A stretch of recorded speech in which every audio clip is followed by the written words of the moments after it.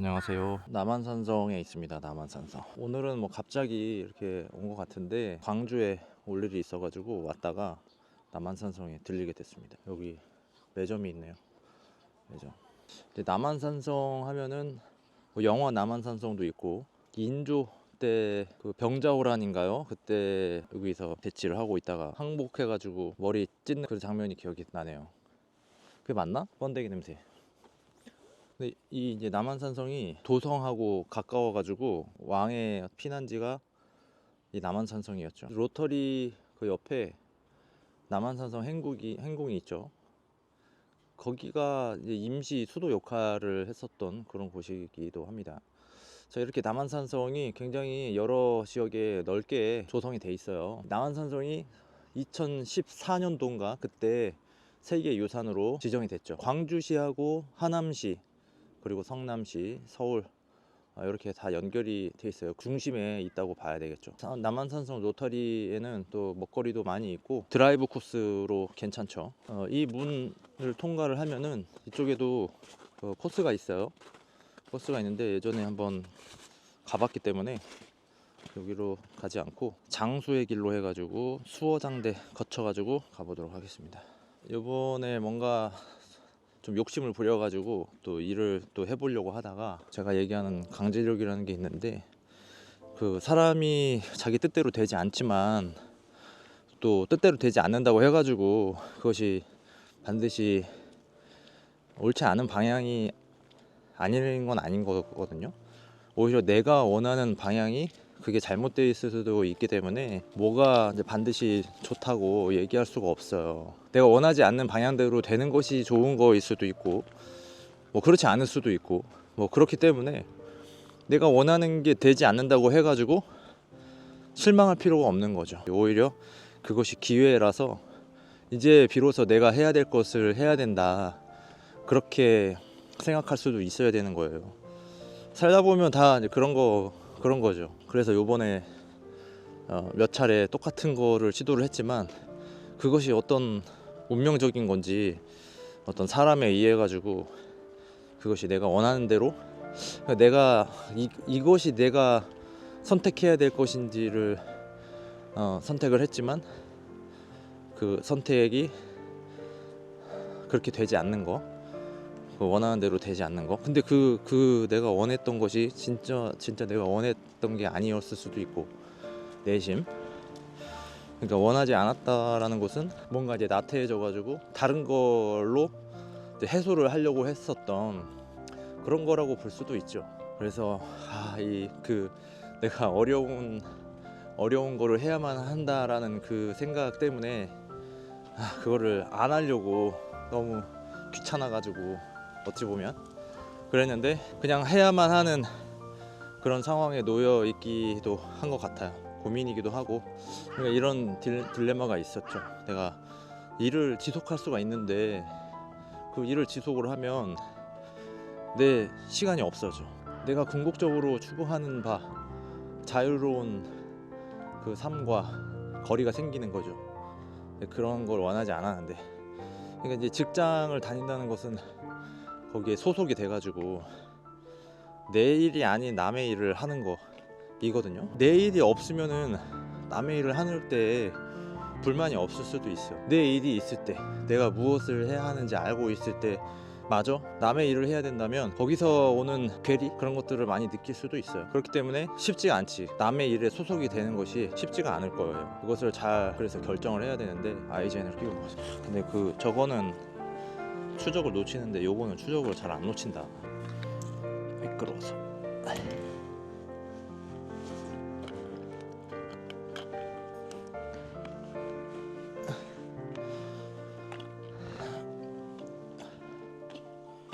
그러니까 궁극적으로 내가 하려던 그러니까 해야만 했던 그 공부가 있었는데 그거를 해야 한다는 건 알고 있는데 선뜻 손 대기가 너무 부담스러운 거지. 어쩔 수 없는 상황이 생겨 버려서 지금은 이제 운명적으로 그것을 받아들여야만 하는 그런 상황인 것 같아요. 그래서 그거를 하려고 거의 마음을 먹었다고 봐야지. 내가 이제 방송에서도 얘기를 했는데 그거를 내가 하지는 않겠지만 이렇게 얘기해 놓고 그걸 또 하게 되는 것 같아가지고, 방송 때도 쉰다고 해놓고 또 하는 것처럼 올해 그거를 하겠다고 생각을 했었는데 정말 그렇게 해야 되는 게 맞는 것 같아. 일은 잠시 진짜로 쉬어도 되고, 이제 자유로움이지. 그게 자유로움이에요. 그게 오늘 영상인데 아직 이 산에는 이렇게 바닥이 아직 눈길입니다. 얼어 있어요.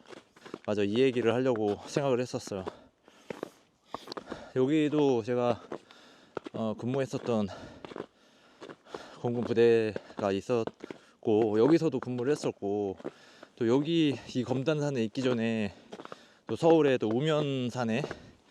우면산에도 있었고, 우면산에 있다가 대구에 갔다가 다시 우면산에 갔다가 이제 검단산에 왔다가, 그리고 이제 서울에 독산동으로 갔다가 막 이렇게 진짜 여러 군데 많이 돌아다니는 그런 경험을 많이 해요. 그동안에 인생이 전반적으로 그렇거든요.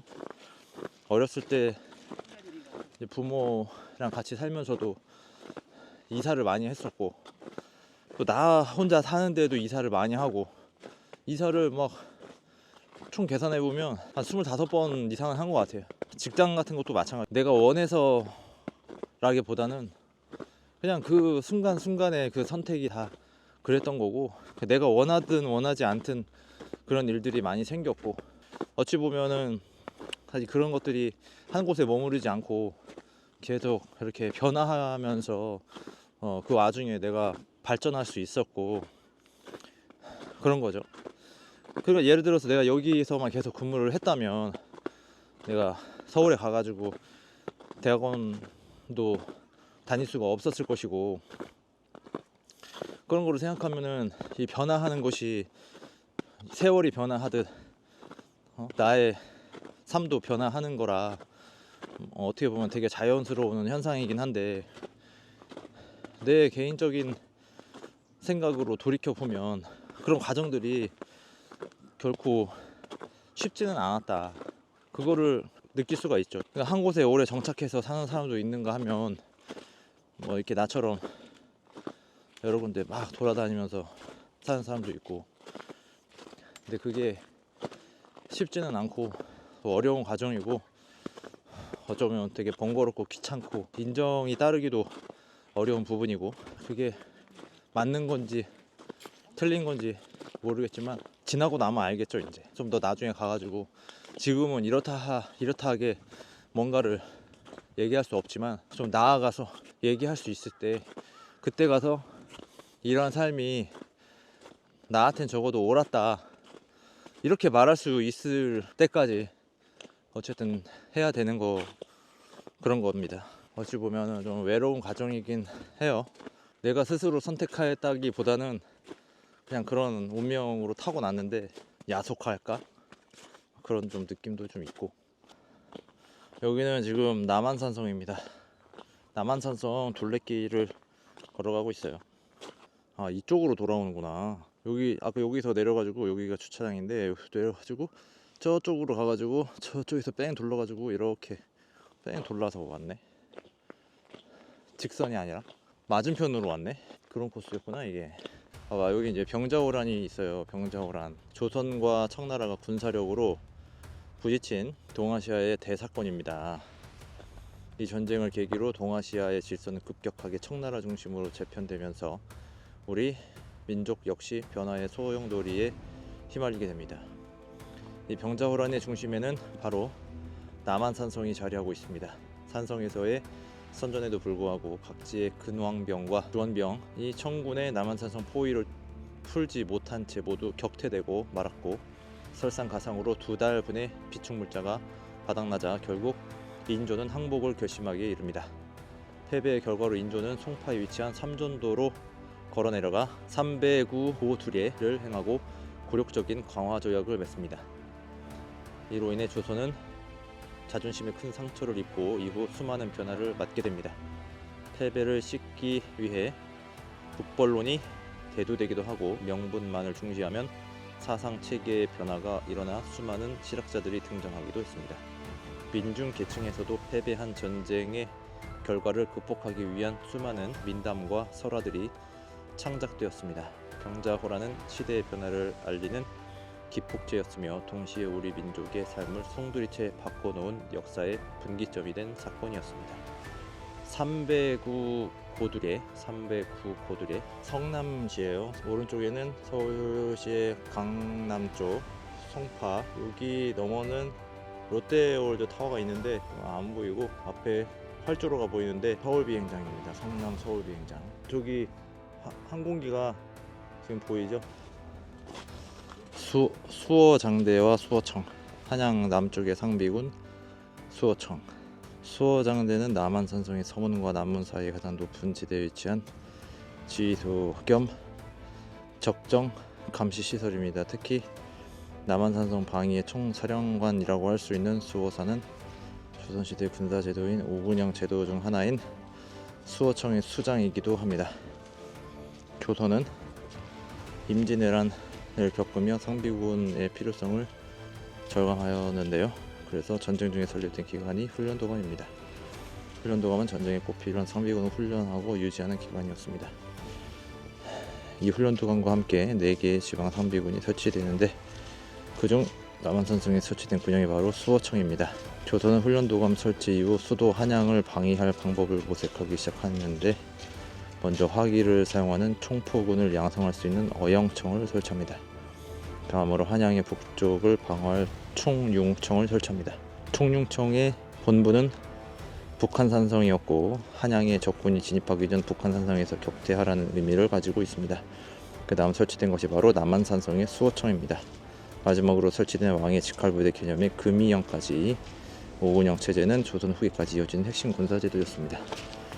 오군영, 수어청, 총융청, 금이영, 어영청, 그 다음에 훈련도감, 금이영, 총융청, 어영청, 수어청, 훈련도감. 나무 멋있다.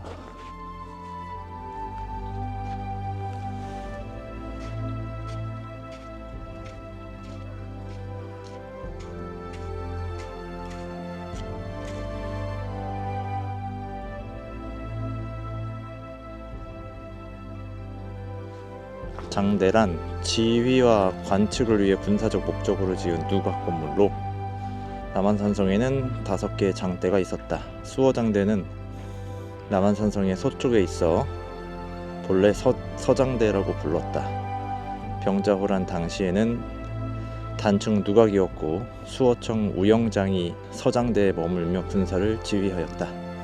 이후 영조 27년에 유수 이기진이 복충으로 중건하고 수어장대라는 편액을 달았다. 지금의 수어장대 현판은 현종 2년에 유수 박기수가 수어장대를 중수하였는데 그 형인 박주수가 쓴 것이다. 수어장대에서는 수어사가 수어청의 군사를 지휘하였는데 정입품 상사에 해당하였다. 수어청은 한양을 수비하는 오군영의 하나로 본래 한양 환성부 북부 진장방에 그 본청이 있고 광주 부윤을 부사로 삼아 남한산성을 관할케 하였다.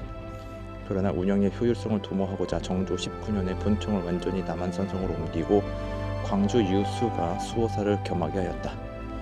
남한산성 수호장대는 경기도 유형문화재 제1호로 관리되어 오다 2021년에 국가지정문화재로 보물로 승격되었다. 또한 수어장대는 세계문화유산 남한산성의 탁월한 보편적 가치 중 하나인 군사경관에 해당한다. 수어장대는 여러 문헌에 등장하는데 그중 조선 숙종의 정비인 인경왕후의 아버지 김만기는 서장대기에서 아래와 같이 언급하였다. 비록 한강의 흐름을 기울여도 그날의 비린내는 씻지 못할 것이다. 만약에 혹시라도 풍경이나 구경하고 유람이나 탐하면서 다시는 감기하고 탄식하는 마음이 없다고 하면 이는 이른바 그 양심을 잃은 자이다.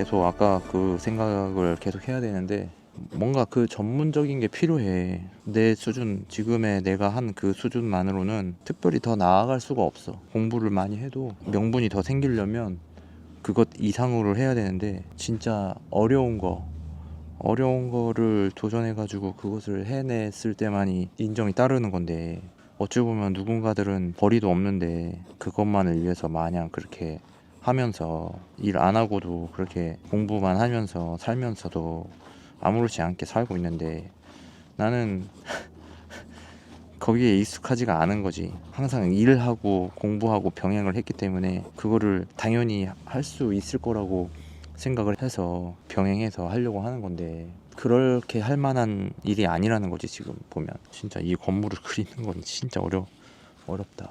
이렇게 예술적일 수가 있을까? 근데 나는 이거 베끼는 것마저도 못하고 있는데, 야, 이거는 어떻게 할 수가 없다. 이건 진짜. 여기가 이제 수어장대라고 하는 곳에 왔는데, 조선시대 때 수어청이라는 그 기관이 설치된 곳이 여기이기도 하고, 그 오군영 체제 중에 하나이다. 병자호란에서 얘기할 수 있는 그 역사적인 장소이기도 하고, 오늘날에 와서는 세계 유산이고, 그런 역사적인 장소에 와가지고 제가 예전에 아주 오래전에 그림을 그렸었는데, 와가지고 막상 그림을 이제 막 그려보려고 하니까 이게 쉽지가 않네요. 저기 위에 있는 이 벽돌 모양의 무늬가 있는데, 이 벽돌 모양의 무늬의 정교함, 순서, 배치 이런 것도 아주 정확하고, 물론 약간의 그 사각형의 모양은 약간씩 좀 다른 면이 있기는 있지만, 그래도 이 패턴의 모양을 갖춘다는 거에 있어서는 아주 잘 맞아 떨어져 있고, 이 전체적인 그 조화 면에서도 직선으로 돼 있는 부분들이 많이 없거든요. 심지어 이 뭐 태극 문양이라고 할까요? 문양이 창문이 사각형으로 되어 있는데, 그런 부분이 사각형이지만 다른 데에서는 그런 사각형을 많이 볼 수가 없어요. 볼 수가 없지만 그 위에 그 패턴이 들어가 있는 그게 어떻게 저기다가 저거를 넣을 생각을 했을까, 굉장히 신기하다, 그런 생각이 들 정도로 조화가 잘 이루어진 것 같아요. 그럼에도 불구하고 조화가 잘 일어나고 있다, 이렇게 볼 수가 있겠네요. 수어장대까지 이제 올라왔어요. 근데 이제 올라온 길 아니고 이제 다른 길로 해가지고 내려가면 될 것 같습니다. 그래서 그 행궁까지 가서 주차장으로 가면 될 것 같은데, 하여튼 여기까지 정리하겠습니다. 남한산성에서 보는 서울입니다. 바로 정면에 롯데월드 타워가 있죠. 그리고 그 너머에 남산타워가 있습니다. 날씨가 맑아가지고 멀리까지 진짜 보이네요. 저기 멀리. 저기 다 공통적으로 저런 패턴이 다 들어가 있어.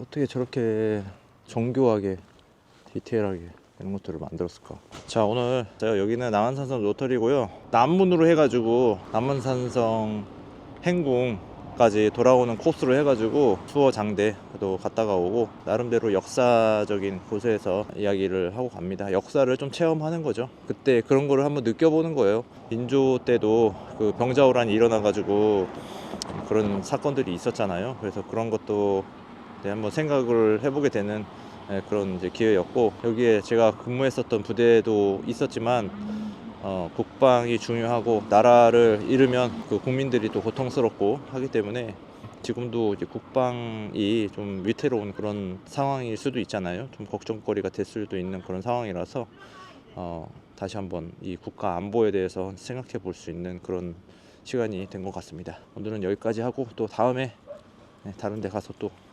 인사드리겠습니다. 안녕히 계세요.